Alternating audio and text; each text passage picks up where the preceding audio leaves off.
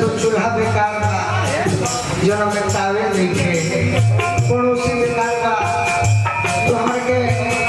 घाटा में डोबो देखो करो कुमार तार गीत के फैन हमर टीम को भैया हमार तो भैया हमें कोई ना सुने टिंकू भैया हर कलाकार के प्रमोट करे हैं हर कलाकार को हमेशा करे हैं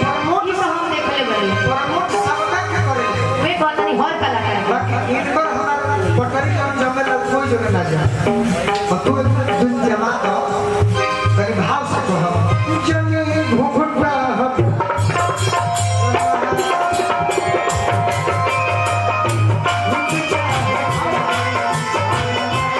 लेकिन भैया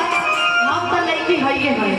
हम तो लड़की है बाकी किनकरा के लड़की बने जे तब न मजा आई भगवान ने खबर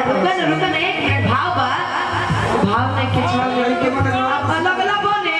अब लगलू बने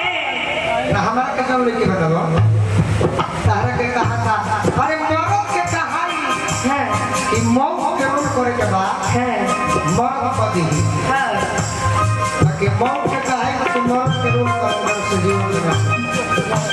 तो आवे वाला समय में वो बात जान है दुई दिन आगे बढ़ो आवे वाला समय बहुत जल्द फिल्म इंडस्ट्री में लोग कबू तो तनी मनी भाव दे दो हम भैया तारा पति ने हरदम खड़े बने हरदम के हमारा जरूरत नहीं है तनी मनी आज राजा जी के करवे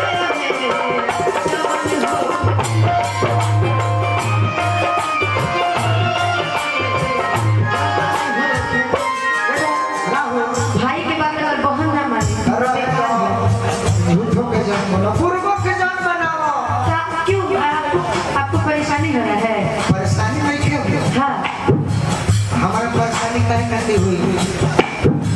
एगो बात आपको तो सोचना चाहिए अपनी बहन के लिए तुझे फिर पशु गवाजो परेशानी नहीं क्या होता मुझे चाहता अच्छा चल तुझे फिर पशु गवाजो कटोरे कटोरे अनुपमा भोरे भोरे तुझे फिर पशु गवाजो कटोरे कटोरे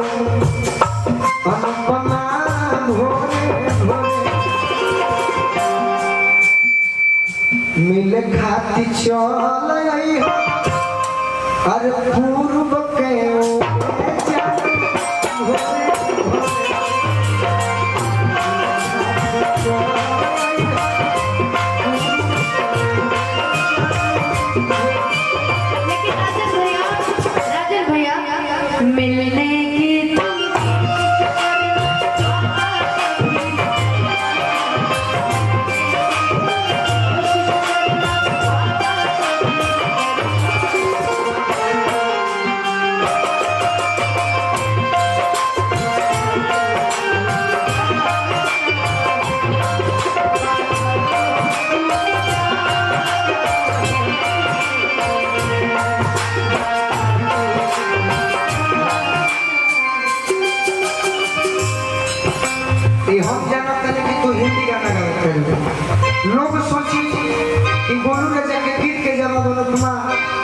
तो टूट जाता है सदे करी जौन ऐसा दुनिया के कोनो लोग ना होई जौन कसूर फिल्म के गाना ना सुन ले